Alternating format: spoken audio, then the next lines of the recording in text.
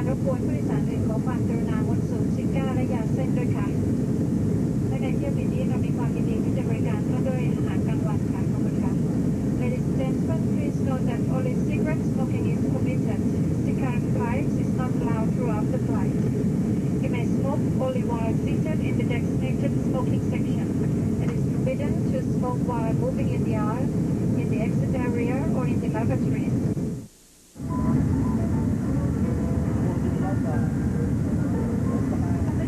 กรุณางดสูบบุหรี่ปรับคณะเก้าอี้ของท่านให้อยู่ในระดับตรงและพับโต๊ะหน้าที่นั่งของท่านด้วยค่ะขอบคุณค่ะ Ladies and gentlemen, please observe that smoking is no longer permitted. Kindly put your seat upright and return the table to its locked position. Thank you.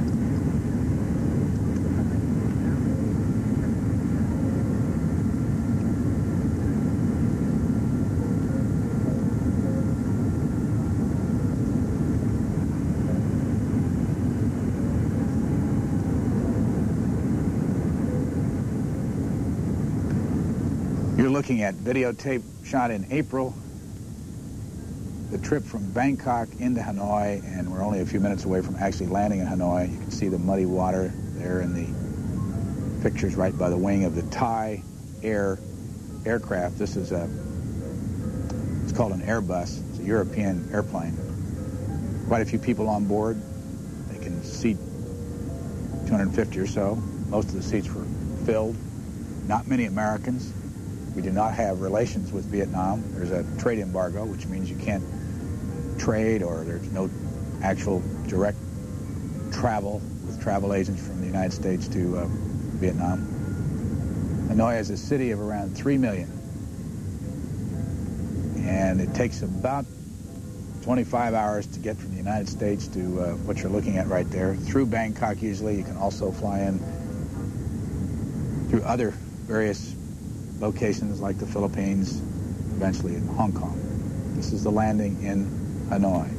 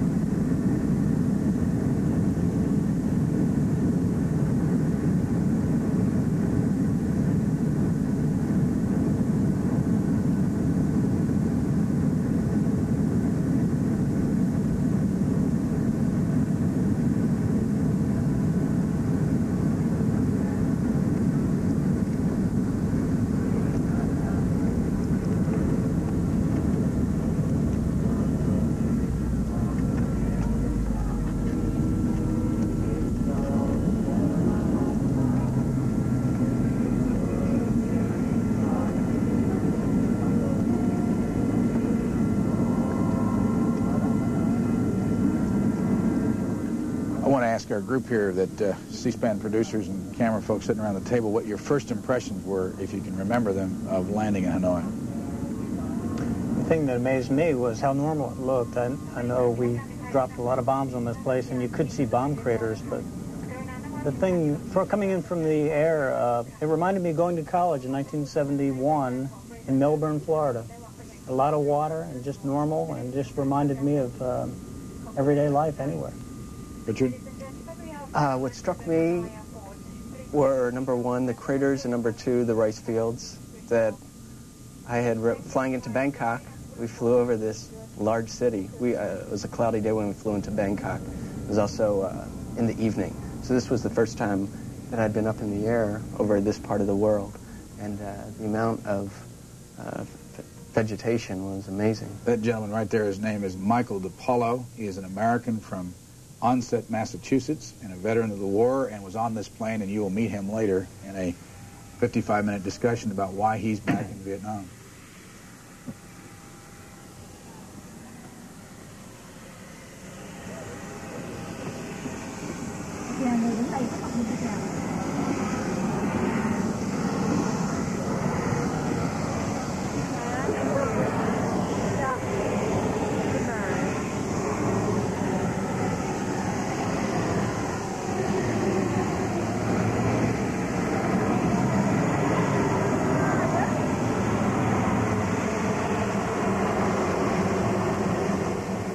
One of the things you notice in the background there is Vietnam Airlines, and those are Russian aircraft, Tupolev's 134As and others, and you can see quite a few of those at the airport. Once in a while you'll see a Boeing 747 either at the Hanoi airport or down in the Saigon Tan Son Nhut area.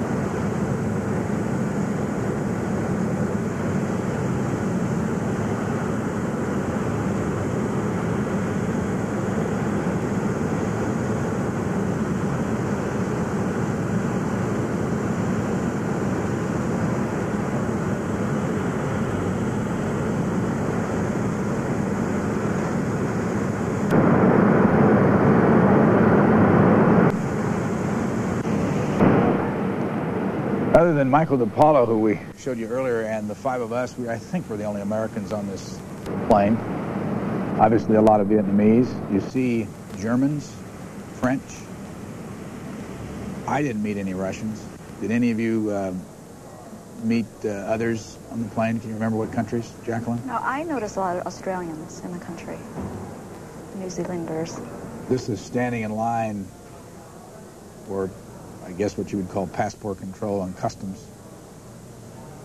One of the only things that unfortunately the tape won't show is the heat throughout the whole trip. And when we got off the plane was, I forget how hot it was on that day, but probably near 100. And the humidity sometimes was just stifling. It should also be pointed out that it was not easy to get visas to get into this country. It's not that they were trying to prevent us from getting visas. The process, though, is very slow. And we spend a number of days in Bangkok getting final approval for visas. You work through the United Nations Vietnamese office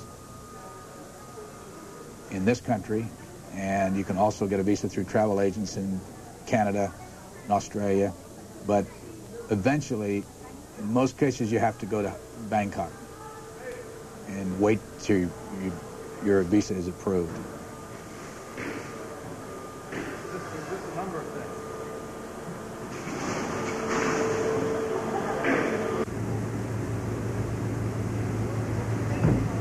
Jim Mills, who met us from the Vietnamese government at this airport?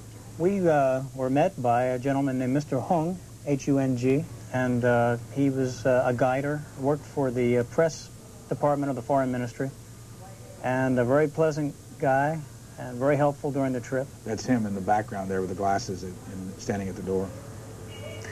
Interestingly enough, he studied, and you'll meet him as this program goes on, he studied in Russia for 8 years, where he got his high school and college education. Greg Gursky, what's this? Oh, this is the road from the airport into, I guess, downtown Hanoi. I mean, the first thing that strikes you is just there's a lot of construction, they're building a lot of new homes, a lot of farmland. I mean, it was beautiful in its own way. It was very different from, I think, driving down the street in the United States. One of the first things that I know I noticed was the new construction. Any way to describe By the way, that sign right there on the left is welcome to the Malaysians.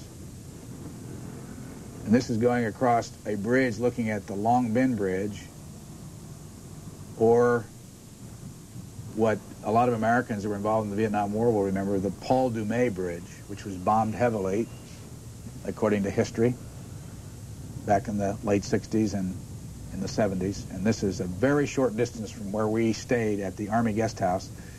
How long, Jim Mills, would you say from where we're looking at this picture was our arrival at where our quarters were? Well, Brian, that's a hard question. I'm not sure I need help on that. 10 minutes from here? I would say about 10 minutes. Wasn't far.